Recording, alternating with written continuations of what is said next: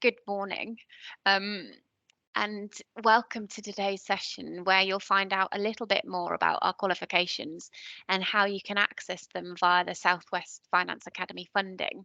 I'm Emily Osgood. I'm Head of Education and Professional Development at HFMA, and I'm going to be chairing today's session. I'm joined by a few of my colleagues, um, Steph, Hi Libby, and everyone. Becky.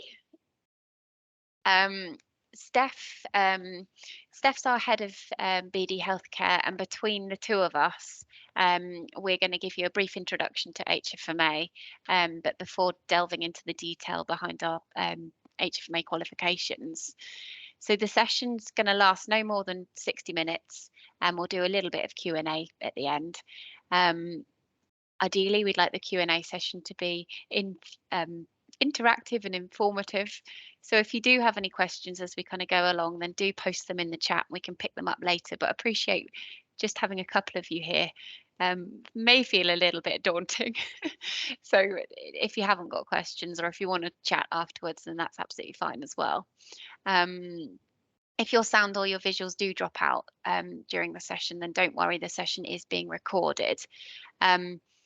And the recorded sessions will be available on the One NHS Finance website shortly. So if you prefer not to be seen on the camera, then feel free to turn your video off.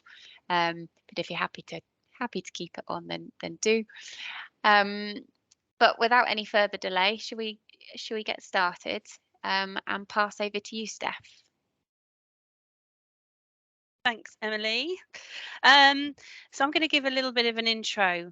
We got someone joining us. Shall I stop while we invite that person? Yep. Hi, Leanne. Welcome to the session today. I'm just starting off actually talking about the HFMA, and then we're going to delve a little bit deeper into the qualifications. So thank you for joining us. Hopefully all of you are aware of HFMA and who we are. So we are the only professional body to support and promote financial management and governance within healthcare. We've been pretty much going as long as the NHS. I have a funny feeling we're actually 75 years this year. So a big celebration for the HFMA as well this year. We have over 19,000 members as part of the HFMA, and that makes the voice stronger for our finance community. Predominantly finance professionals part of HFMA, but also costing and clinical staff. If you're not a member of the HFMA and you'd like to find out about becoming a member of the HFMA, then just pop along to the website. You can, it's not just a paid for membership. There is an affiliate membership you can join, and if you're bands 2 to 6 as well, we have an offering at the moment as well for people who are in bands 2 to 6 to join the HFMA. So we do a lot of training as well. The qualification is part of that, our healthcare business and finance qualification, but we also offer a lot of bite-sized courses, which some of you may have seen across the years in your career within finance. And back during 2021, which was obviously a different year for the majority of us, we delivered nearly 337,000 CPD hours. And that was through events that we were delivering online, which you may have partaken in our webinars, which we did a lot of during the pandemic to keep our community involved and updated with what was happening across the UK. Our online learning as well, which includes the qualification and a bite-sized content, as well as our publications that we continuously produce through our policy and technical team. Next slide, please, Emily. Thank you. So just a little bit of an overview of all the stuff. Well, not all of the stuff. I think there's never all of the stuff. We do a lot of stuff at the HFMA. So we've obviously got our master's level qualifications in healthcare business and finance. That's our diploma, our higher diploma, and then the journey towards the masters, the MBA. Sorry. And Emily's going to delve into that in more detail. We've got our diploma in advanced primary care management. This qualification supports people who are delivering primary care at scale. So if you are aware of any colleagues who are involved in primary care management who might be interested, there's a slightly different qualification there that we offer. We've now got over 80 bite-sized courses. So as I mentioned, some of you might have done some of our bite-sized short courses, especially when you first started at your organisation in your career in finance. But we've also got some intermediate courses and some advanced courses now, which we've had for the last couple of years. A significant number of those courses are available now for free. And you can access those through the NHS England's ESR platform, as well as the HELFH platform as well. We've got our operating board games. Some of you may have had the opportunity to play the board games, a really good interactive training tool, which teaches you more about the clinical, financial and operational, or the impact of those decisions that are made on the system. They've just been relaunched, and hopefully you get an opportunity to play one of those games. We've got our hub network as well. So we have the hub network consists of our provider finance faculty, mental health faculty, our chair non-executive and layman faculty, and also our mental health faculty. So those faculties are, if you're not aware of them, your organisation could be part of those networks, and I'd recommend you having a look into those. We've got the Healthcare Costing for Value Institute, as well as our finance skills development schemes. Some of you may have been some of the FSD event and programs that we're running. We've got the 13 regional branches across the UK. Obviously, the Southwest is one of those regional branches.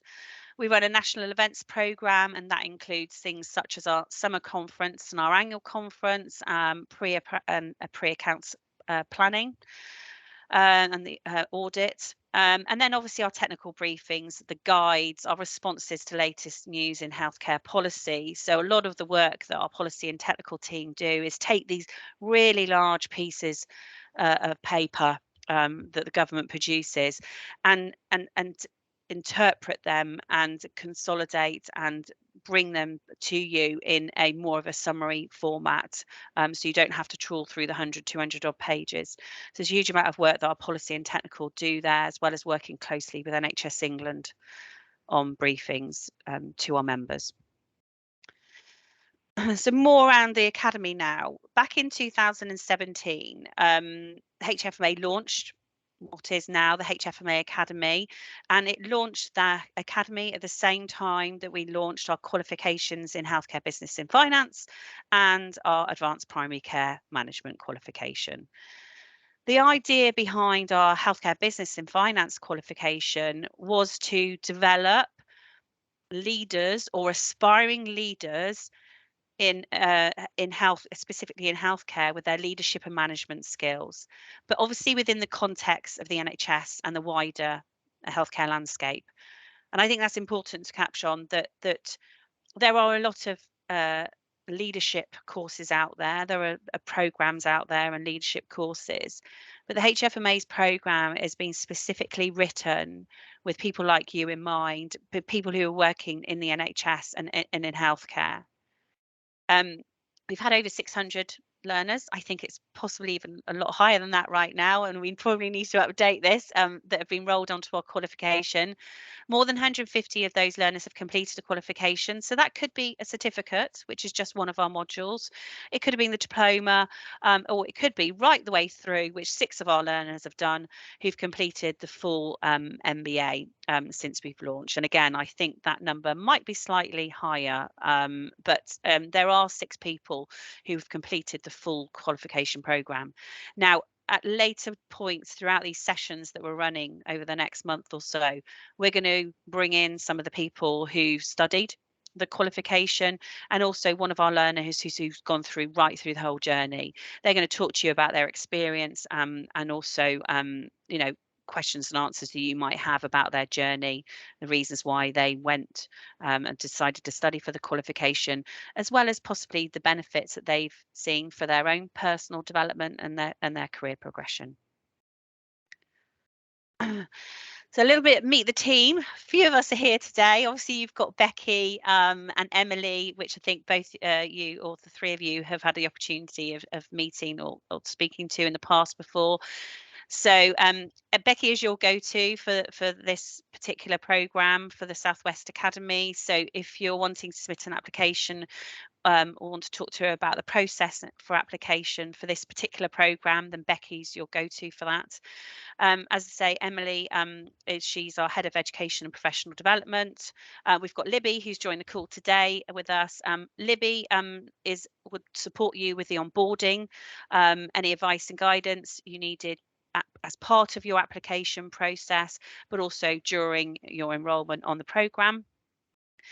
Some really important people now, Sarah Bentz and Andrew Leach. They're both technical editors.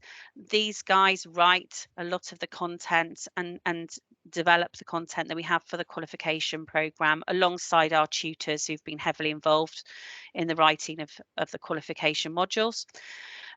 Paul Dixon, he is our virtual learning environment manager. So when it comes to getting you onboarding onto Moodle, which is the platform we use for you to access the qualification, Paul will ensure that all of this is set up correctly for you. Technically, you can access it. It looks good. It works well. You have access to everything you need 24/7.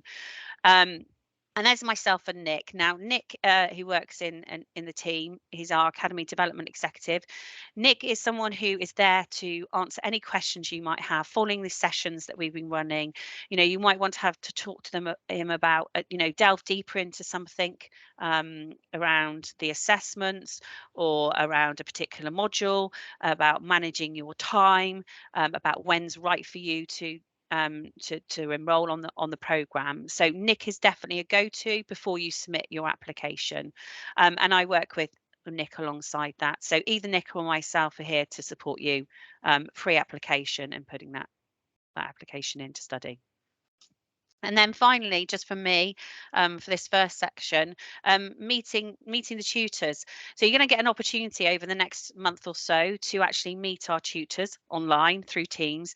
They're going to be running some really informative sessions on themselves. They're going to introduce themselves and let you know who they are, their background, how, their journey with HFMA and how they got involved with the qualification. And then they're going to delve deeper in their particular module as well and talk about what they hope you'll gain out of it, the topics that are covered within each of those modules. Each of them come with a variety of different experiences. Some are experienced finance directors, some are more focused around professional development and being an effective leader, but all are specialists in their field with a wealth of experience, either in their particular subject area and within the healthcare context in the NHS. Emily, over to you. Lovely, thanks, Steph. So over the years since we've been running the qualifications, they've gone from strength to strength, and we've been really fortunate enough to welcome close to 700 learners. So you are right, Steph, it is over 600, not quite over 700 yet, but all from different backgrounds to study with us. And as Steph explained, we've got 2 master's level qualification pathways. One's in healthcare business and finance, and one is in primary care management. So studying either pathway is very flexible. Prospective learners may opt to do a certificate only. They may look to do a full diploma. They may even do 2 diplomas, or they may choose to go on to complete a full MBA. So the qualifications are designed specifically for individuals working within the UK healthcare sector, and they're delivered via our HFMA Academy online study centre. We've also partnered with the University of Northampton, who will provide the route through to an executive MBA. So we have got an extensive range of modules to choose from, which you can see here on the screen. So learners would choose from the modules on the left-hand side here. So making finance work. You may choose to do personal effectiveness and leadership, tools to support decision making, etc. Those are the key modules that can be studied. And again, as I say, you may choose to do 1, you may choose to do 2, 4, all of them, entirely up to you. and then successful completion of either 2 or 4 of these modules, I'll go on to explain the entry criteria in a moment, would enable you to go on to the Executive MBA with the University of Northampton. And again, this is an online program, and would take you through to top up to give you a further 60 credits. So essentially, you'd be doing 2 modules. One would be on critical issues in business. That really helps give the kind of background in research methods and really helps prepare you to go on and do the final business research project. And that's an exciting program kind of once you get to that point, if an MBA is for you. And you've got the support from not only Northampton from their academic background, but we also offer additional support via our policy and research committee, where we will assign non-academic sponsors, if you like, to individuals studying the programme to really sort of help you through with your topic, kind of challenge you a little bit and make sure that what you are focusing on is relevant to you and to your organisation. What we don't want you to do is go kind of do something that really isn't relevant and you think, sort of why did I do that?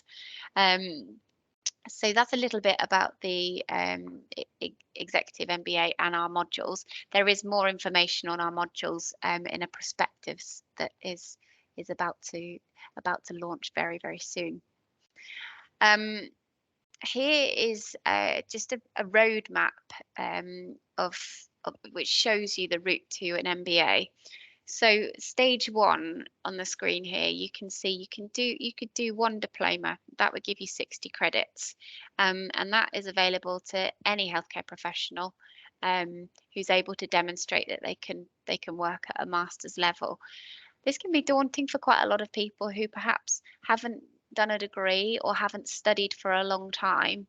That's okay. We can help and support you through. And actually, if you are that person who hasn't done any study for a long time, we may just suggest to you, why not just do 1 module? Why not do Making Finance Work in the NHS, which is essentially our core module, but it helps kind of get you into it.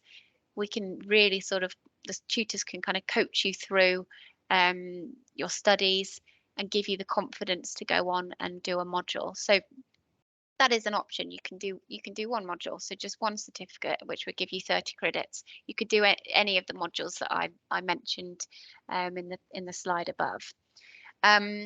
If you want to complete a diploma, you would need to do 2 modules. That would give you 60 credits.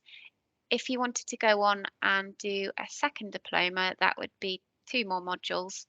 And then you could go on to the final stage with the University of Northampton, where you do your Executive MBA top up. What I will say here is there is an opportunity to be have a slightly faster route through to the MBA. If you're a qualified accountant with 2 or more years experience working in healthcare, then you can come straight in at stage 2. So you just do 2 modules and then go on to the MBA top up, should you so wish. Or indeed, if you're somebody who's completed our stage 1, the first diploma, then of course you come into stage 2 to do the second part. And as I say, an MBA isn't for everybody, but we do find a lot of people signing up initially say, I'm here because I really want to get an MBA. Brilliant. They may find that actually when they start studying, that just getting that knowledge from each module is more than enough. That's really helping them with their work, and they can really apply it. And they may just be interested in what's being taught. So there's lots of different approaches. We're very flexible, and also recognise that you're working either full time, part time, whatever you're doing. You've got commitments. You've probably got family commitments as well. Life is busy.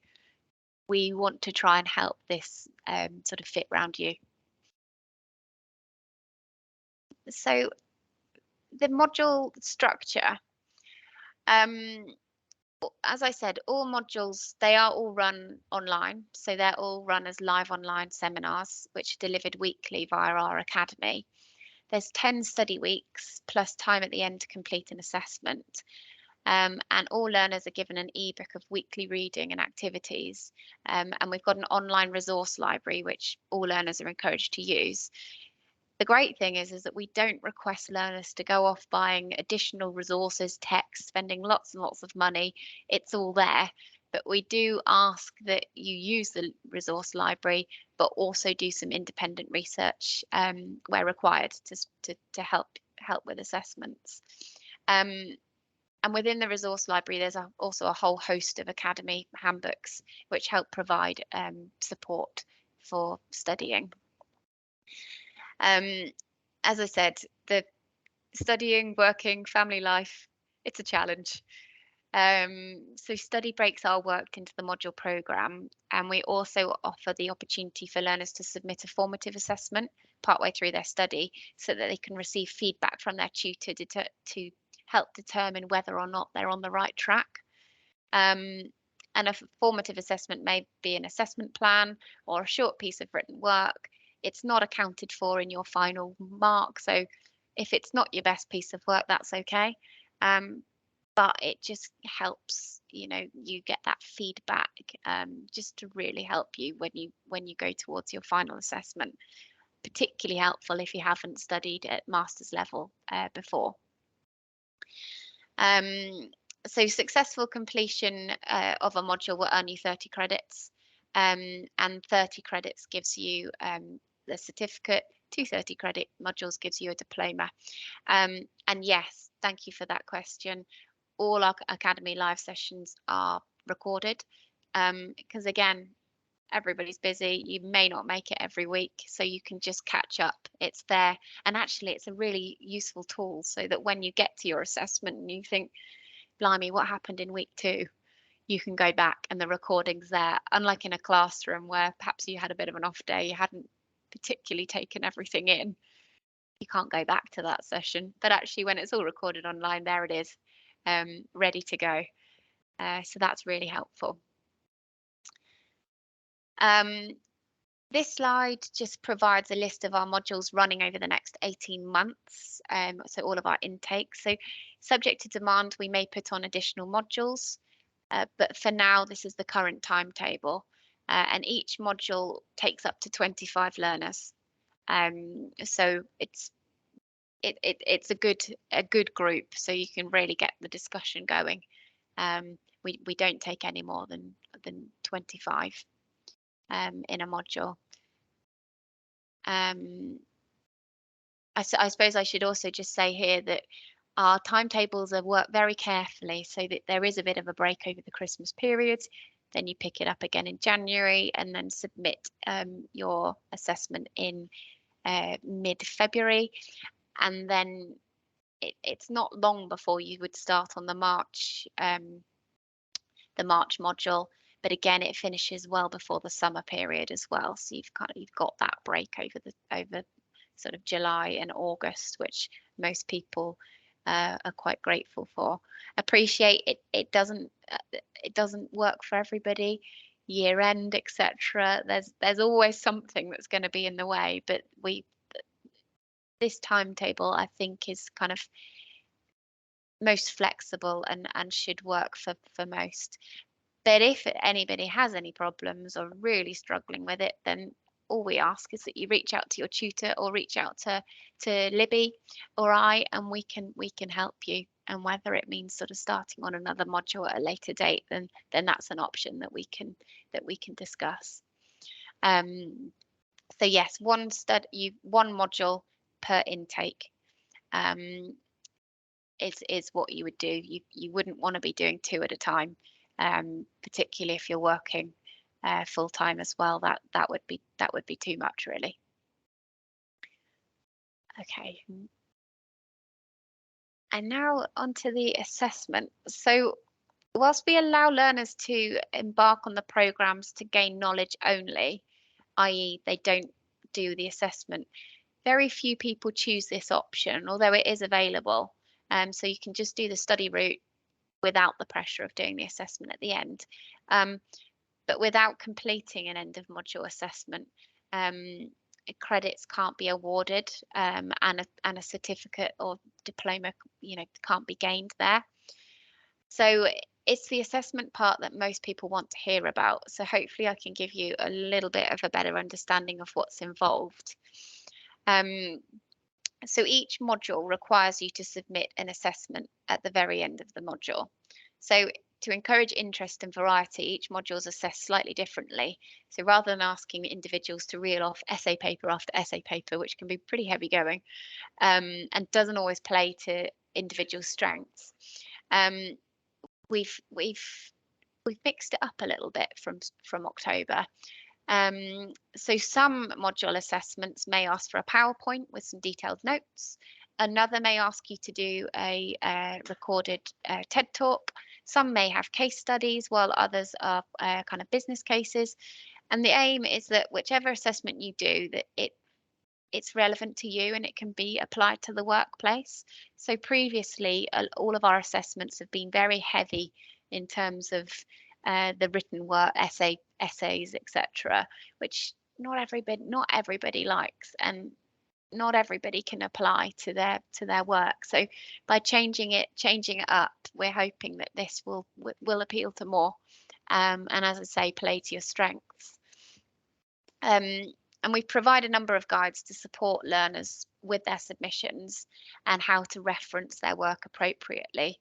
And all our assessment submissions, they go through a thorough marking and moderation process, and they're all marked anonymously. They go to what's called our Quality Assurance Committee, who ratify the results at the end. And if, for whatever reason, a learner is unsuccessful in passing their assessment, then there is an opportunity to resubmit. We really do encourage learners to seek support from their tutors. We very much want you to pass, as much as you do. So we will be checking in with you and just sort of seeing how things are going, and if there's more support needed, then it's there. So what's included?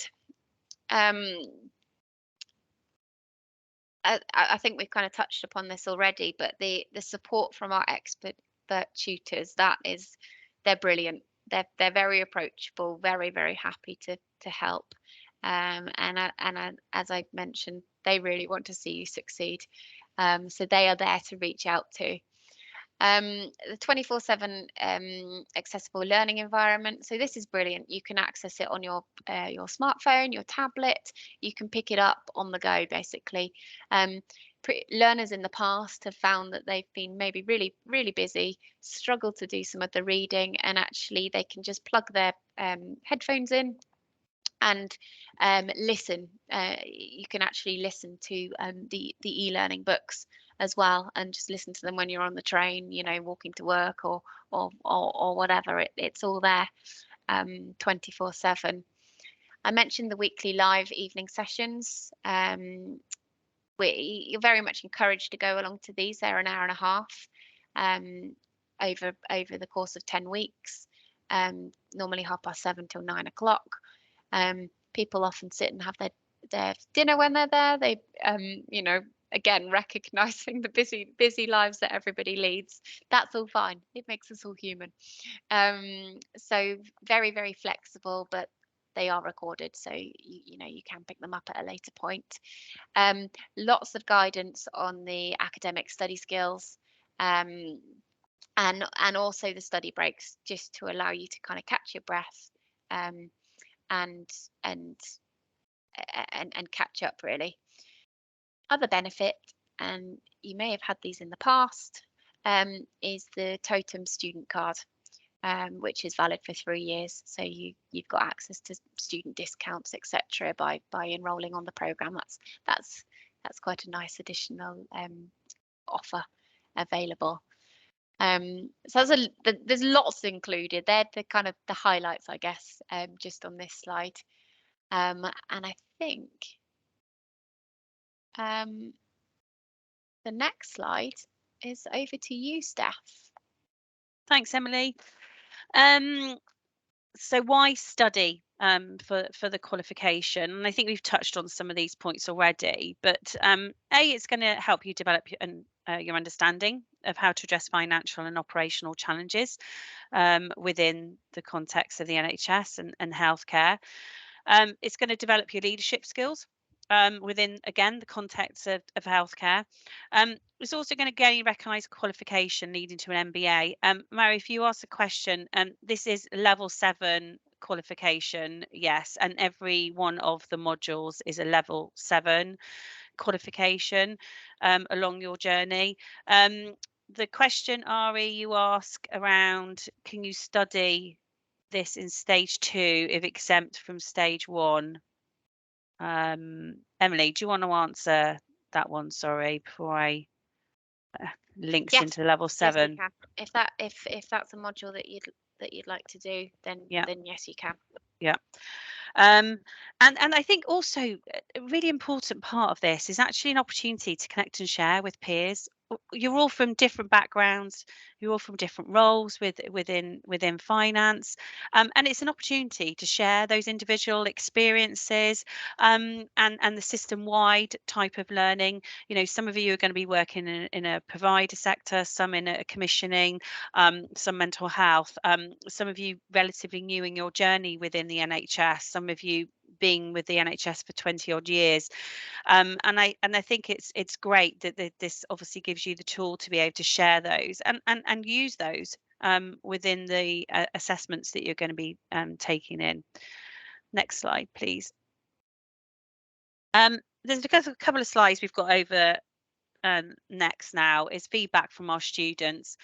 It's really important for HFMA that the feedback of our students is strong, and we continuously strive to review any feedback that we have, whether that be negative or positive, to take on board. And just sharing with you, this is from a clinician actually that studied for the advanced diploma with HFMA a couple of years ago, and he really enjoyed studying for the program. I think one of the things he found was fantastic was actually getting inside the the finance mindset and talking the same language was most definitely something he took away from that, and an opportunity to network with finance professionals as well. I think there are a lot of clinicians out there, doctors out there, who do want to connect with people like yourselves, and I think that this qualification is not only for finance people, they our members, but also for those clinicians. The next one, the next testimonial we've got or feedback we've got is from someone who some of you may know, Alice Mason. She's actually from Gloucestershire Health and Care NHS Foundations Trust. So she also studied for our diploma in healthcare business and finance. She says here, it was difficult, and the act of balancing, the career, the work, the personal life, and also studying for the diploma was tough for her. Um, if it was for everyone, we'd all be churning out masters qualifications. But this is something that you want to think about fitting into your life with the support of your manager and with HFMA. You can make it work. It's just fitting the right time, and we've got a few intakes over the next 18 months, where you can pick and choose the right module for you and the right time for you. But like she says here in her feedback, she found it invaluable for her, both for her own personal development, but also for her career progression. So I would say to you that if you do know Alice or know of Alice, and then it's worth reaching out with her because she is within your region. We are going to be running some sessions over the next few weeks as well from students who studied for the programme, similar to Alice as well. Who'll be able to talk to you about their journey. You'll be able to ask them questions about how they found it, what they found difficult, what they really enjoyed about the sessions, and obviously where they've been able to apply what they've learnt in their job, and also hopefully to enable them to progress their career. I think finally, then, just to look on how to apply. So I can't remember how many funded places we have. I think it's 35 off the top of my head. Is that right, 35. Emily? Yeah. So that's 35 funded places, and that's funded places to do the diploma. So we might have some people who decide they want to just do a certificate. We can accommodate that as well. So before you apply, if you're unsure at any stage throughout these sessions that we're running over the next month or so, and you want to have more questions answered, or just want to have that one-on-one conversation with someone, Nick in my team, he is really knowledgeable around the qualification. He's spoken to a huge number of people about the programme and the different backgrounds that they've come from, both from a work perspective and a personal life. So please reach out to Nick. He's more than happy to talk to you. If you're at the point actually you're feeling, or after these sessions you're feeling that this is something that you want to definitely apply for, then you want to send an email expression of interest to Becky. And there's a brief form for you to complete around your details, why you want to apply for the programme, etc., and your line manager. We want to make sure that you're supported through this journey, and having your line manager support you with your study for the programme, I think, is really critical to the programme.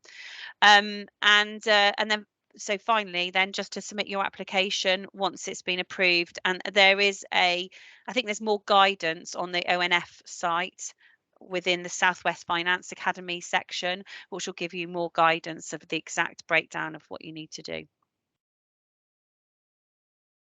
So the next sessions we're going to be running them every Thursday from 10 to 11. So if you've got any colleagues as well, please invite them to come along to these sessions. The next session we've got running is going to be the next 3 weeks of sessions are going to be focusing on the detail around the modules and introducing to you to the tutors who are going to be introducing themselves and the module, going into detail about the module.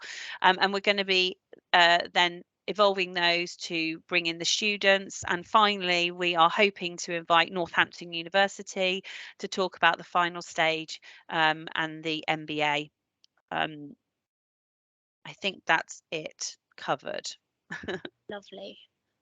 Thanks, Steph, and thank you for posting the questions as we've gone along. I think we've picked up most of them. Did anybody have any other questions? Feel free to either turn your mic off or use the chat box. Leanne. Hi, Leanne. Hello, sorry I was late to join you. Not at all. I was just wondering if anyone on the call, and obviously we can ask in some of the later sessions, but do you have a feel for what the weekly time commitment might be associated with one of the modules? Sure. For example. So a typical module, it takes 17 weeks in total. So 10 of those weeks are spent where you have your live online session once a week in an evening. And it'll always be the same day every week. And then there'll be a couple of study breaks, and then there's I think it's 5 weeks at the end to work on your assessment. In terms of kind of weekly time commitments, that really varies from person to person. Some people will spend hours and hours. Some people will spend less, but I would say really kind of probably about 10 to 13 hours a week is a chunk of time at the weekend, and then maybe some time in the evenings. But again, it really varies, and it'll vary kind of from week to week in terms of the topic, etc. There's kind of no hard and fast rule. No, and I think there's time also. We've introduced these study breaks as well. So if you are, having a particular week or two where you're feeling overwhelmed with work or personal life, then there are the study breaks that have been introduced to allow you that time to catch up on the reading that you need to do. Okay, that's really helpful. Thank you. No problem.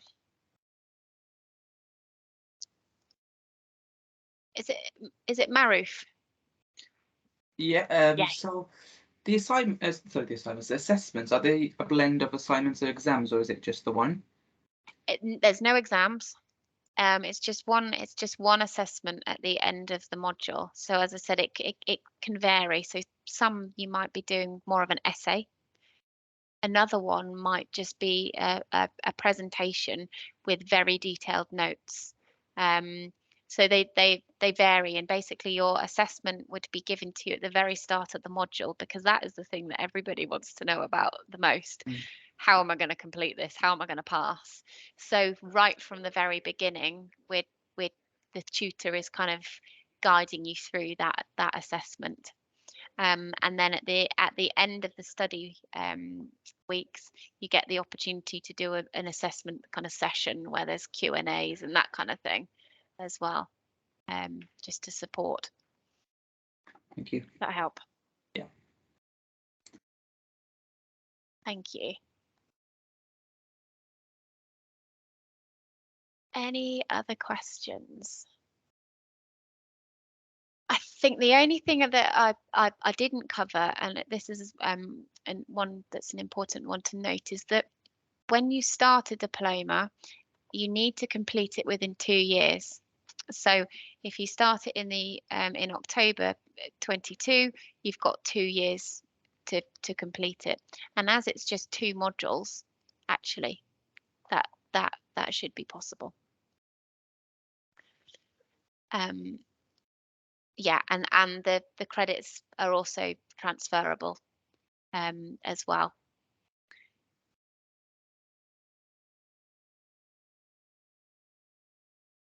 Is that? We may well have stunned you into silence here, but thank you for asking a few questions.